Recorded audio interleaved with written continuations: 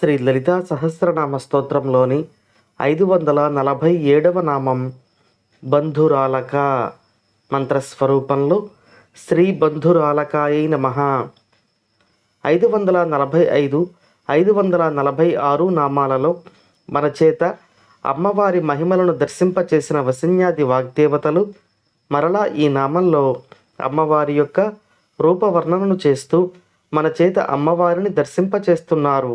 ఈ నామంలో అమ్మవారిని బంధురాలక అని వసిన్యాది వాగ్దేవతలు కీర్తిస్తున్నారు. ఈ నామంలో అమ్మవారి యొక్క కేశములు వర్ణింపబడుతున్నాయి.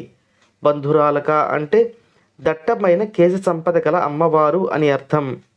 బంధురము అంటే దట్టమైన అని, అలకలు అంటే ముంగురులు అని అర్థం. బంధురాలక అంటే దట్టమైన కేశ సంపద కలిగిన తల్లి అని వసిన్యాది వాగ్దేవతలు ఈ నామంలో తెలియచేస్తూ ఉన్నారు.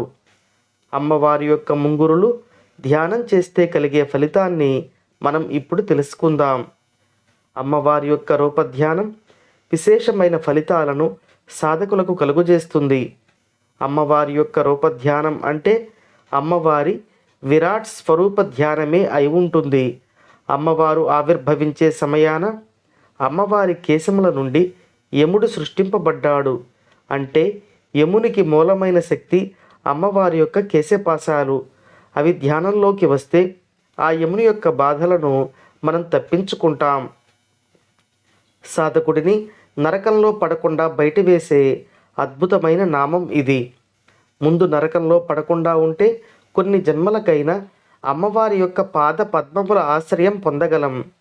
కాబట్టి ఈ నామంతో అమ్మవారు మన యొక్క బుద్ధి పాపం మీదికి వెళ్లకుండా చేసి మనలను నరక బాధల నుండి తప్పిస్తుంది అని ఈ నామంలో వసిన్యాది వాగ్దేవతలు మనకు అభయం ఇస్తున్నారు. ఇక మరో అర్థంలో అమ్మవారి యొక్క కేశముల నుండే వనస్పతులు అంటే వృక్షజాతులు ఆవిర్భవింపబడ్డాయి. ఈ లోకంలోని సమస్త వృక్షజాతులకు అమ్మవారి కేశములే ఆధారమై ఉన్నాయి.